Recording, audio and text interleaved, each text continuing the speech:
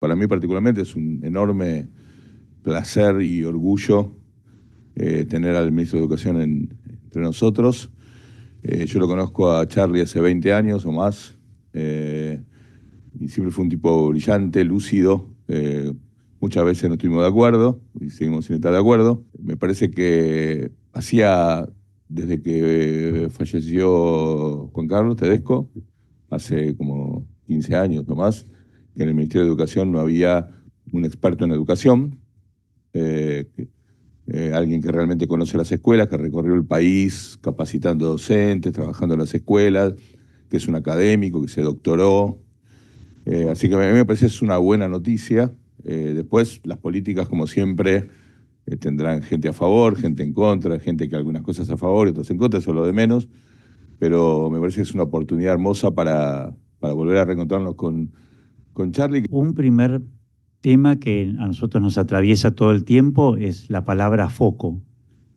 Tenemos que concentrarnos en un problema que sea un desafío o problema que sea transversal y que tenga cierto impacto. A mí me van a escuchar hoy todo el tiempo hacer analogías entre política y pedagogía, enseñanza o gestión de escuelas, porque en el fondo creo que pasa con la política algo parecido al currículum del secundario. Cada problema o eh,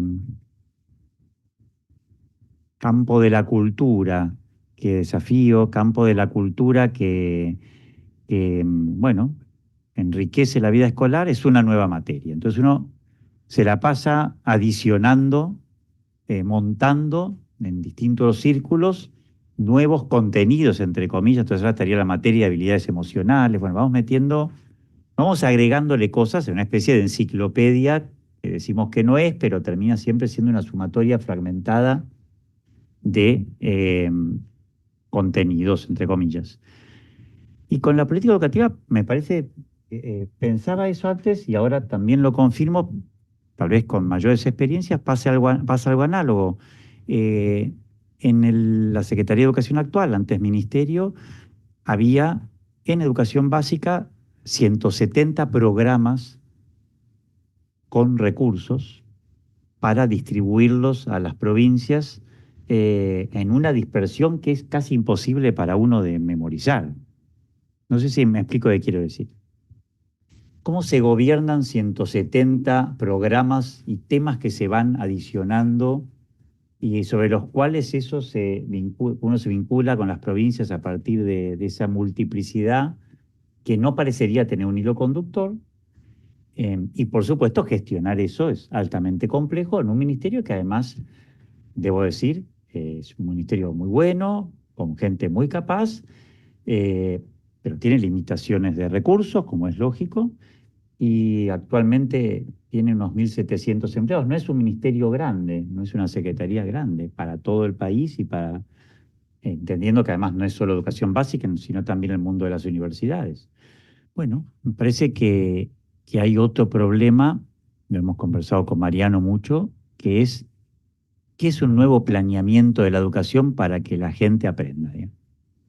¿Qué implica un nuevo modelo de planificación de la educación? Me está costando mucho encontrar gente buena en planeamiento educativo que lo haga con una perspectiva original y que no sea lo clásico. Y que además ese planeamiento no sea una oficina de planeamiento también tabicada, sino que esa oficina de planeamiento modele, genere una cultura institucional nueva, enseñe a trabajar de forma distinta para que todos a la hora de planificar, implementar y evaluar lo hagan con una dinámica de un ida y vuelta. Es muy sorprendente. A mí, por lo menos, que me gusta sorprenderme, o trato de que la edad no impida que uno sorprenda, es muy sorprendente, bueno, todas esas cosas que parecen como básicas, eh, pero que tienen que ver con nuestra cultura de trabajo educativo, tal vez político en general y educativo en particular, que en el fondo siempre se piensa igual, vuelvo a insistir, que una escuela tradicional, o ni siquiera tradicional, una escuela burocrática, que es, bueno, yo tengo que hacer esto, pero eso que hacemos no tiene relación con resultados en un sentido humanista del término, porque yo no tengo una visión tecnócrata de la educación. Entonces, en un sentido humanista, no parece haber relación de lo que hacemos con el impacto y el procesamiento subjetivo de eso que hacemos eh, en los que aprenden. Y por lo tanto eso también a nosotros nos despersonaliza, porque en última instancia, cuando hacemos algo, gestionamos algo, enseñamos algo que no termina teniendo impacto real en la gente, nosotros también terminamos desimpactados. ¿Sí me explico qué quiero decir? Entonces, todo es un como sí. Yo hago el como sí, que hago política, que gestiono y que enseño, y los otros el cómo sí que aprenden, y en ese escenario no estamos todos ausentes. Tal vez el ausentismo y el abandono de los alumnos y el ausentismo de los docentes tal vez tiene que ver, es la punta del iceberg de que en realidad no estamos, más allá del debate de si hay o no Ministerio de Educación. El otro día justo estaba dando una charla en la Feria del Libro y alguien gritó que vuelva a ser Ministerio de Educación. Y yo me quedé pensando, y en un punto, más allá de que puede ser un reclamo legítimo, tal vez el reclamo más importante tendría que haber sido que los chicos aprendan. Porque en última instancia, perdón, ¿no? Pero no tiene para mí mucha importancia, puede tenerla, pero tal vez, seamos, ojalá, seamos una Secretaría de Educación que logró con otros, porque nunca es un problema solo de la Secretaría, que la gente aprenda. Entonces puede pasar que estemos, si se quiere, para algunos, devaluados en términos de estructura del Estado y tal vez logres que la gente aprenda. Entonces, ¿qué es mejor? Supongo que es mejor que la gente aprenda, no importa el nivel de la estructura del Estado que uno tenga. Y en cuanto al Consejo Federal, eh, bueno, nosotros planteamos en diciembre que sería muy bueno que el Consejo Federal fuera una comunidad de aprendizaje. Tanto hablamos de las comunidades de aprendizaje en las escuelas. Bueno, el Consejo Federal no tendría que ser una comunidad de aprendizaje de políticas educativas.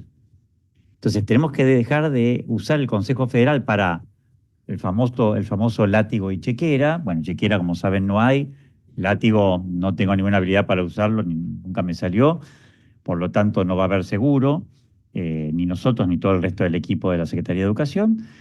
Por lo tanto, lo único que tenemos es sentarnos en el Consejo Federal a intercambiar experiencias, escalar buenas prácticas. Las provincias tienen experiencias valiosas que hay que rescatar, tal vez escalar nacionalmente, aprenden de otros.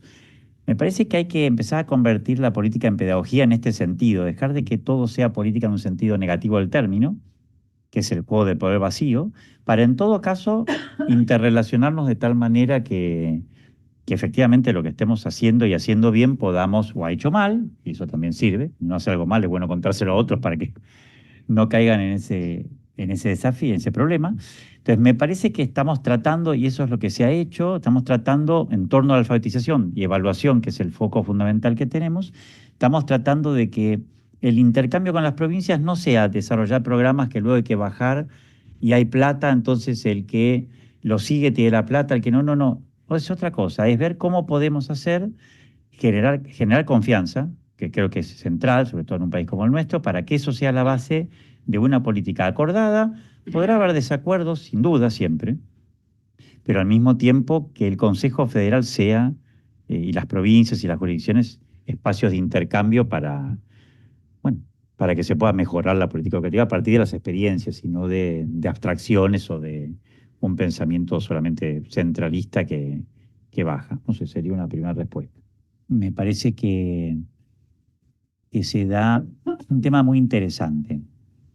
Tal vez Mariano siempre fue un precursor de vincular los temas de política y economía de la educación en nuestro ámbito en la Argentina, lo cual no ha sido muy habitual. Y efectivamente ahí hay un problema. Me parece que, hago un paréntesis previo, en la formación de la gente de educación, en la economía y el financiamiento de la educación no entran, o entran muy poco. Bueno, en Ditela entran un poco más, pero no en otros lugares. Es muy negativo para los docentes, para los directivos y para los funcionarios no entender un poco de economía y de financiamiento de la educación.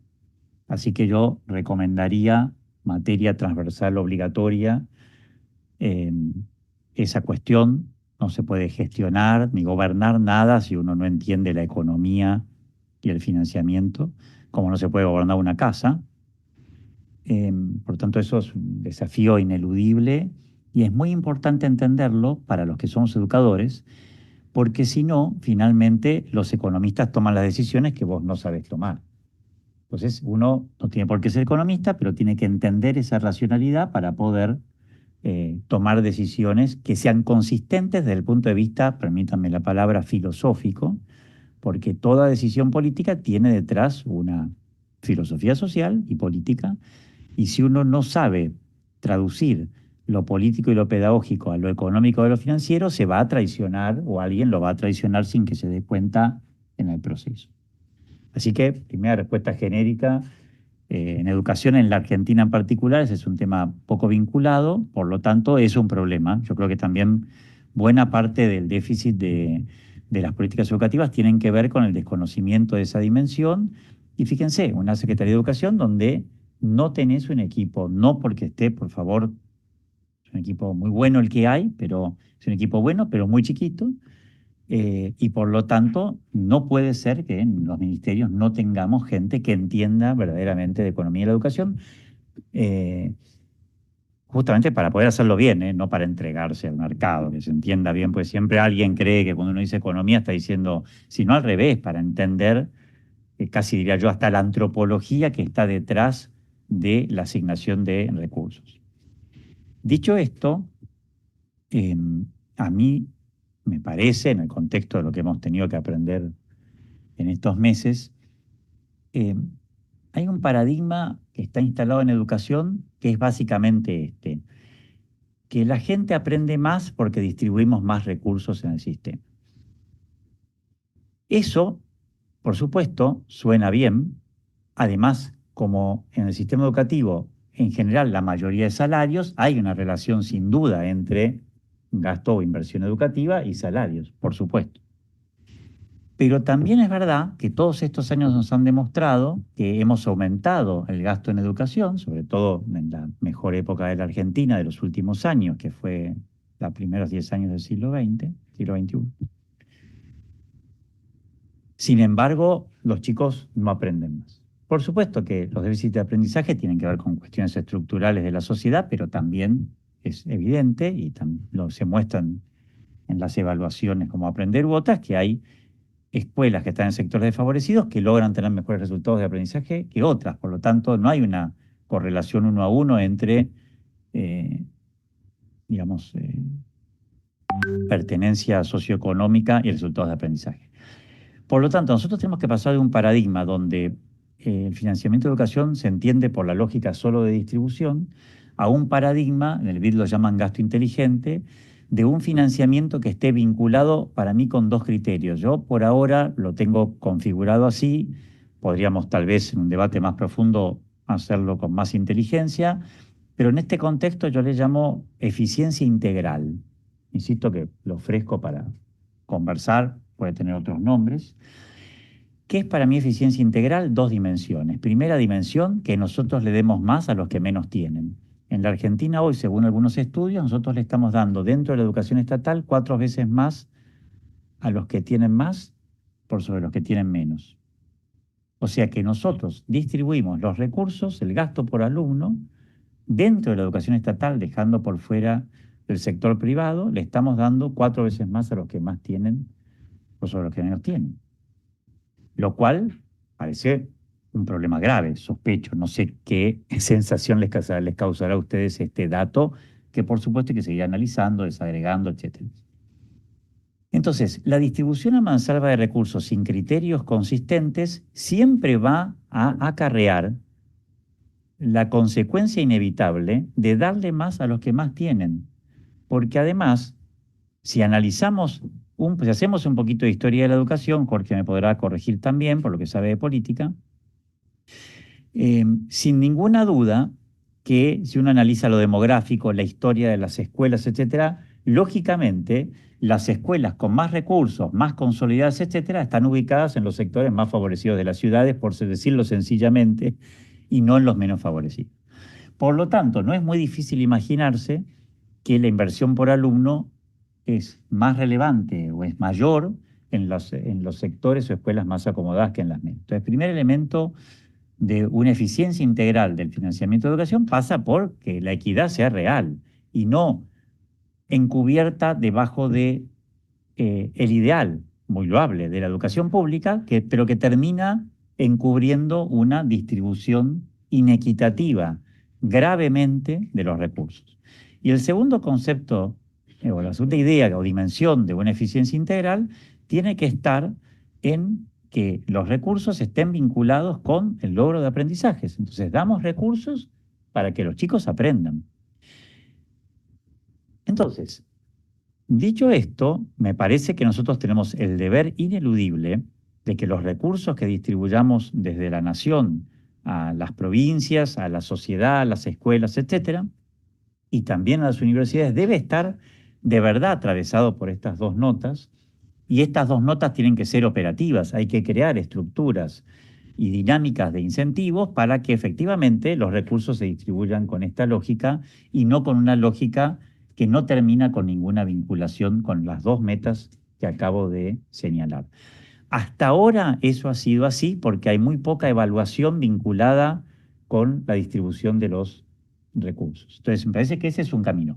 Por supuesto, no se me escapa que todo lo que se sale en los diarios en los últimos meses, con razón, porque no es que no sea así, es el efecto del impacto de una reducción de los recursos en educación en relación con la inflación. Es una reducción que está atravesada por, bueno, lo que conocemos de ajuste fiscal, porque el Estado argentino quiere, el Estado nacional quiere gastar lo que le entra. Yo no soy experto en política económica, pero a mí me parece consistente que el Estado gaste lo que tiene a disposición, sobre todo dadas las consecuencias que en Argentina ha tenido el déficit fiscal, como sabemos, durante varias décadas.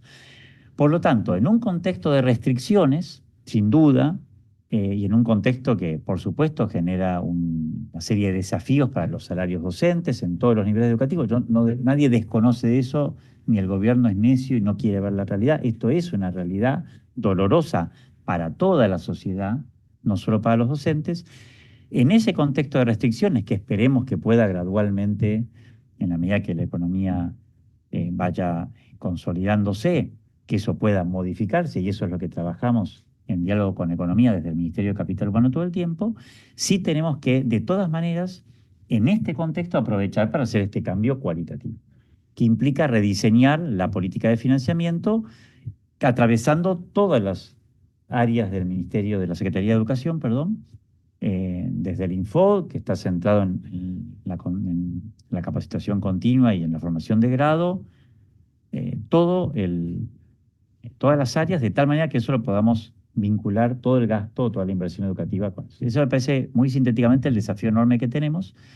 Estamos pidiendo apoyo a especialistas de distinto tipo, así que bueno, ojalá que lo podamos hacer porque es clave poder caminar por ahí. Si no, vamos a seguir distribuyendo recursos, tal vez más, pero de nuevo sin relación con resultados de aprendizaje.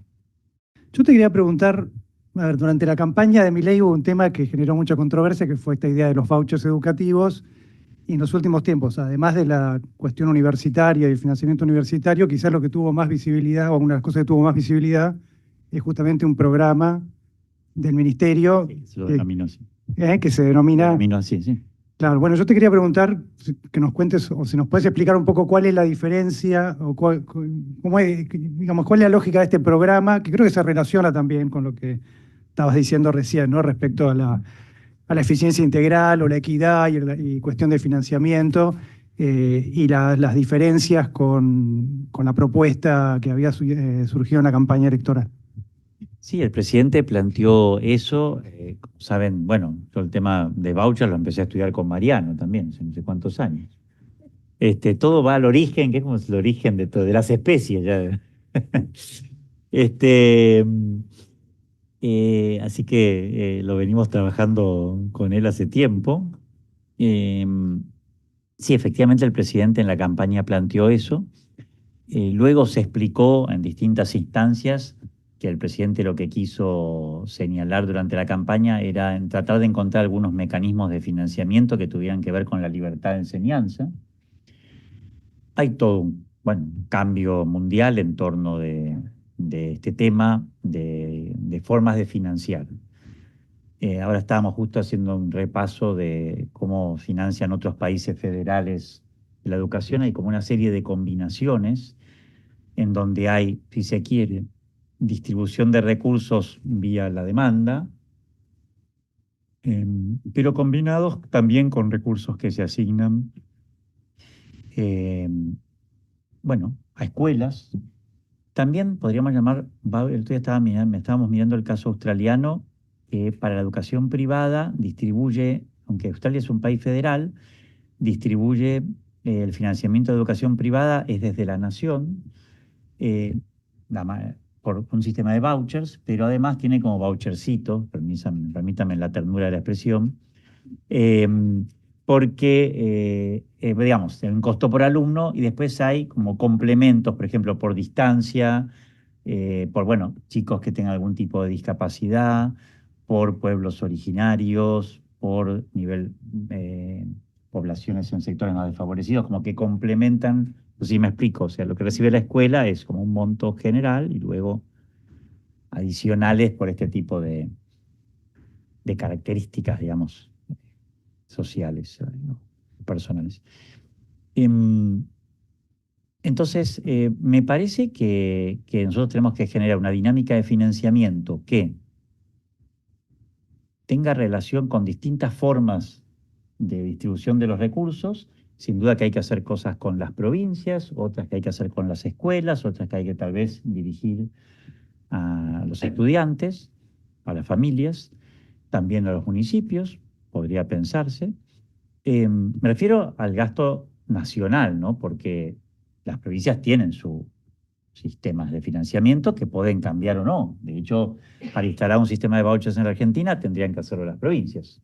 Básicamente hoy son ellas las que financian fundamentalmente la educación básica. Puede haber provincias que quieran caminar por ese sendero si se resuelve hacerlo, o por una combinación. Pero bueno, parecería que la clave es un modelo, digamos, mixto o híbrido de distintas formas de financiamiento, es lo que me parece que está pasando en distintos lugares del mundo y combina distintas formas. Creo que tendríamos que caminar hacia eso también desde la nación, combinando libertad y calidad y entendiendo que un sistema de vouchers solo no asegura, o sea, ningún sistema solo de distribución de recursos por la demanda solo garantiza, o por lo menos no hay ninguna experiencia, también podemos decir que, tal vez para no decirlo tan taxativamente, no tenemos hasta ahora, si Mariano me corrige, ninguna experiencia de mejora o de relación entre un sistema de vouchers y mejora de los aprendizajes. Podría ser el caso chileno, dirías vos, pero también es verdad que ahí es difícil de aislar variables porque Chile también mejora sus resultados educativos de la mano de una mejora sustantiva de su economía, con lo cual es difícil, no sé si me explico, aislar las variables para decir, bueno, esto explica lo otro. Y por otro lado, los países que tienen mejores resultados en PISA, ninguno tiene sistema de voucher, si yo no me equivoco. Por lo tanto, en fin, me parece que yo iría por un camino híbrido, que me parece que también pondría en cuestión y sería interesante para evaluar distintas formas de financiamiento.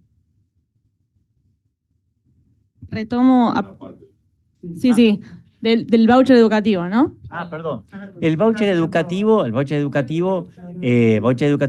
es una ayuda transitoria que se dio en este contexto. Fue una propuesta que surgió del presidente, es un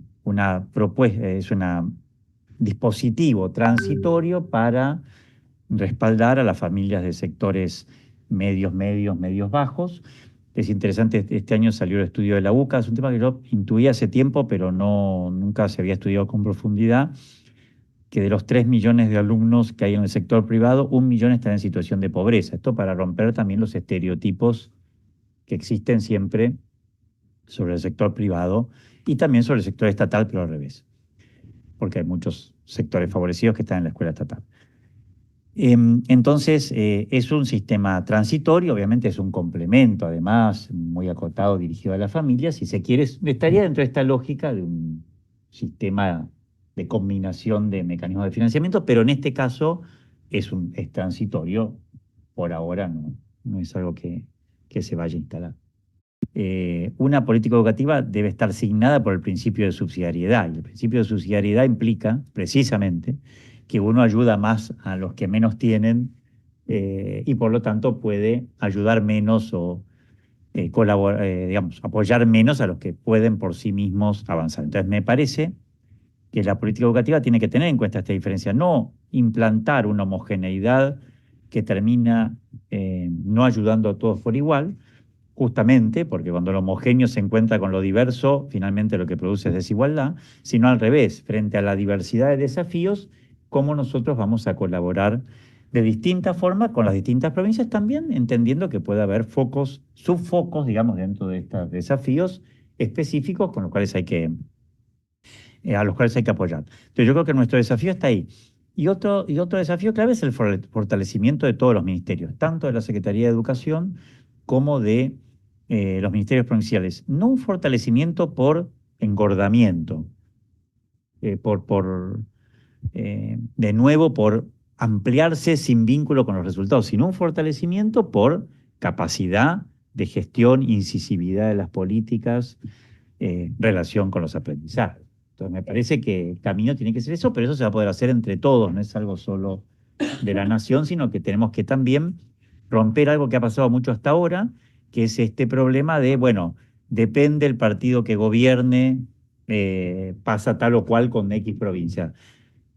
La gran desventaja y la gran ventaja de esta administración, como dirán los norteamericanos, creo que dicen así, sería que por primera vez el partido que gobierna la nación no tiene ninguna provincia. Eso es una ventaja y es una gran ventaja, porque efectivamente nosotros tenemos que vincularnos con paridad política con todos y ayudar y colaborar y ser federales como nación en lo que efectivamente corresponde, más allá del color que tengan. Entonces me parece que eso es algo positivo y también todo el equipo de educación y de capital humano justamente es un equipo asignado porque acá no hay un problema político partidario, hay un foco puesto en que la gente aprenda. Tal vez en un tema más ideológico, podríamos llamar, o más filosófico, que sí creo que hay que recuperar en educación un nuevo humanismo, un humanismo integral, que ponga el foco en dejar de mirar el sistema educativo solo desde una sociología muy estructural que termina escapándose del aprendizaje. Y como me dijeron en el Congreso, un diputado en el Congreso que me dijo en enero, que en realidad, ¿por qué nos dedicamos al tema de la evaluación? Porque estaba demostrado que los resultados de aprendizaje dependían del contexto social de pertenencia. Entonces yo le respondí, perdón que cuente algo en lo que salgo bien parado, según creo yo, que entonces ¿para qué tenemos política educativa y escuelas? Porque si los resultados de aprendizaje tienen que ver solamente con el contexto social de procedencia, no habría mucho que hacer, cerramos todo, nos vamos. Me parece que hay que salir de esos estructuralismos que nos hacen mucho daño, que tal vez sirvieron en una época para hacer denuncias, hacer críticas, yo no digo que no, pero que no terminan mostrándonos un horizonte de esperanza asentada en la realidad, que es que está demostrado que hay escuelas que están en sectores desfavorecidos que logran que los chicos aprendan muy bien. Entonces nosotros lo que tenemos que hacer es políticas educativas para que eso pase, también en sectores favorecidos donde los chicos aprenden bastante mal. Porque hoy recién hablábamos, cualquiera que está en una universidad sabe que aún escuelas muy buenas, si nos comparamos también con otros países, no estamos logrando buenos aprendizajes. Entonces, me parece que es un desafío para todos. Estamos logrando casi destruir la ley anterior, estamos graduando gente de sectores favorecidos que no aprende mucho, lo cual, bueno, podría ser un logro argentino, lamentablemente. Por decirlo irónicamente. Bueno, me parece que todos tenemos que poner las barbas en remojo, no para ir para atrás, sino justamente para tomarnos en serio el desafío de la educación y todos hacernos cargo de que tenemos que mejorar, todos. No es un problema solo de algunos. Para mí la relación política educativa, cultura escolar. Parece que esa es la llave del cambio. Si nosotros lográramos un paradigma nuevo en esa relación y lográramos entonces cambiar la gramática de la política para poder cambiar la gramática de la escuela, entonces podríamos mejorar el profesionalismo de los docentes. Hay un viejo chiste que yo critico bastante últimamente, vieron que dice, bueno, viejo no sé cuánto tiene, pero que dice que tenemos escuelas del siglo XIX, docentes del siglo XX, alumnos del siglo XXI. Bueno, lamentablemente el chiste es malo, no por esquemático, sino porque la situación es mucho peor. Tenemos políticas educativas, podríamos decir, del siglo XIX, y después yo tendría que agregar ni siquiera las del siglo XIX, que lograron que la gente aprenda. Entonces, me parece que tenemos un problema mucho más profundo y tenemos que aprender de otras experiencias aún de países de América Latina muy cercanos, que han hecho cosas distintas, como Brasil, o sea, ni siquiera de izquierda o derecha. Cuba tiene buenos resultados en alfabetización. Entonces, parece que acá están fallando cosas que son elementales, que son transversales, más allá de la ideología de cada uno, y que tienen que ver con el famoso argentinos a las cosas de Ortega y Gasset, que habría que decir una política educativa que vaya a las cosas, que es que la gente aprenda en las instituciones nuestras, para lo cual yo te diría que mi pensamiento mágico iría por cambiar la relación política-escuela para que eso permita que la gente aprenda. Gracias, Carlos. Un aplauso para el secretario de Educación.